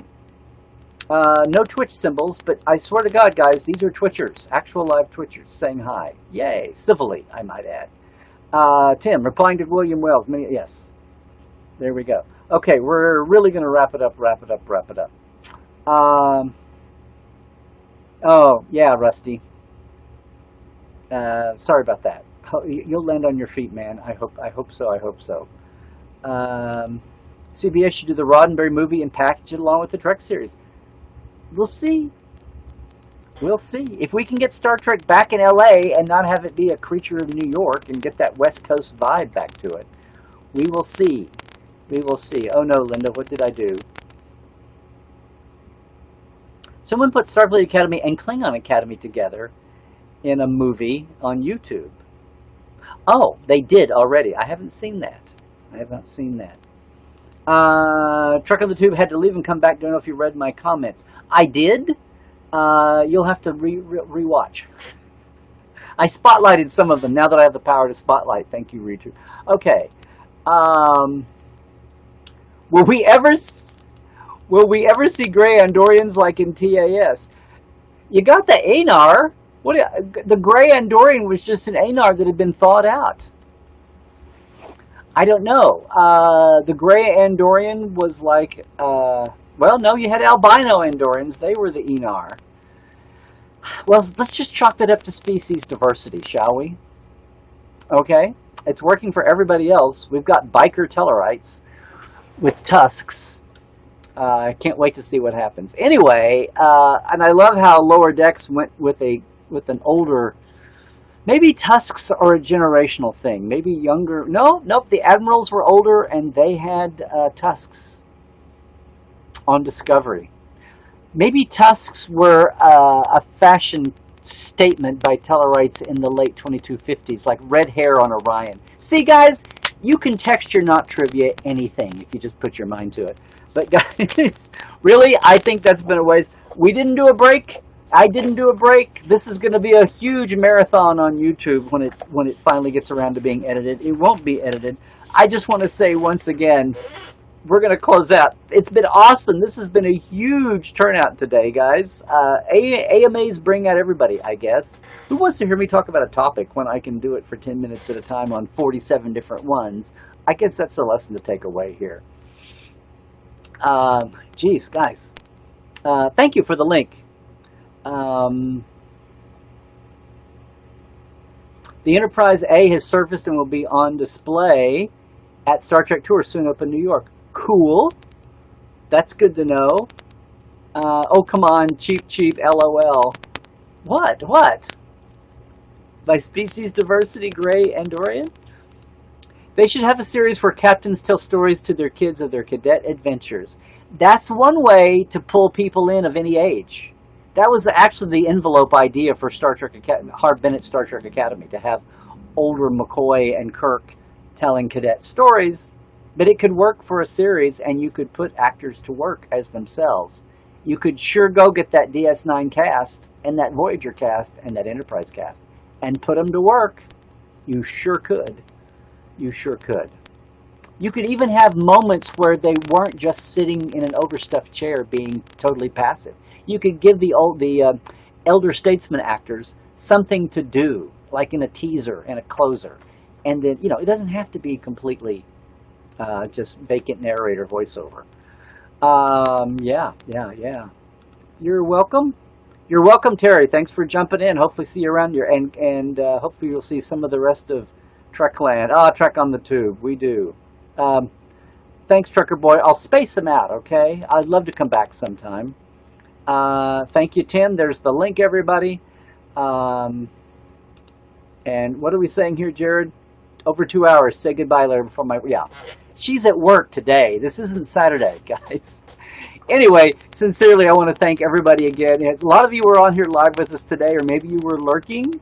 That's totally cool, too. But thanks, all of our Patreon guys. And if you want to help out a little on the Patreon level with everything here with Trekland Tuesdays Live and the YouTube shows, $5, $10, it's a very simple Patreon, not complicated.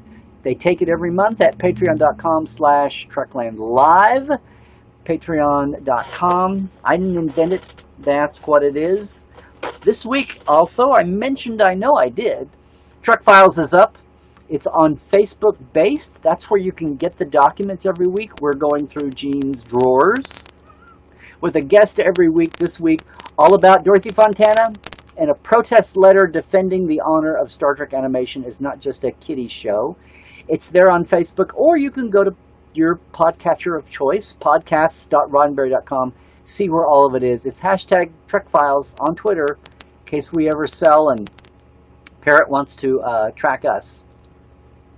That's it. Every Tuesday, guys, it's part of your Tuesday twofers before you watch us. And, of course, on Saturday, love to have a lot of you there. Some of you came here from Life Support Live, my show with Dr. Ali and Dr. Trek. One of us is a real doctor. But we are boldly going through uncertain times, looking at Star Trek through a mental health lens or mental health through a Star Trek lens. Right now, we're inspired, we're sparked by a theme from Lower Decks every week, the new show.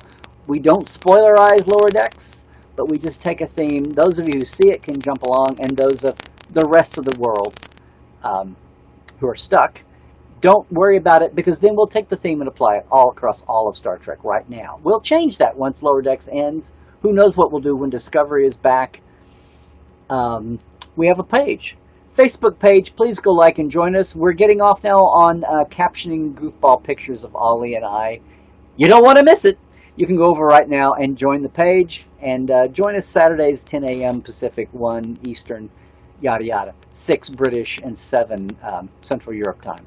Love to have you there with us on YouTube. Where you're watching right now, the same thing. Okay? Otherwise, guys, YouTube, right now, that's my Twitter handle, just at Larry Nemecek.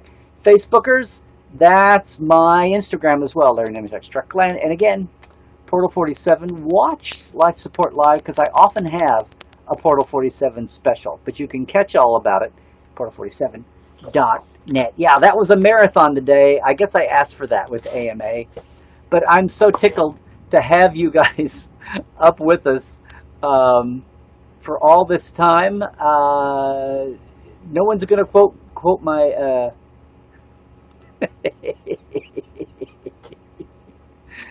Mother, I do not believe you understand the gravity of the situation that we're befalling, he said as he ran out to take the trash out. No, guys, seriously, thank you for all your support. Thanks for hanging out here. Thanks for having some fun. Thanks for staying, Trek connected as we get through this crazy time. Thank you, Clayton. Yep. As always, everybody, please catch me when you can next time. I'll have some news about some upcoming events. And we're getting close to Portal 47 Open House, which is open and free to the public every year in October. We're coming up on the 5th anniversary, actually, of Portal. That's coming up, too. And a couple of other special events around the country, virtually as well. Guys, please, please, please, stay healthy, okay?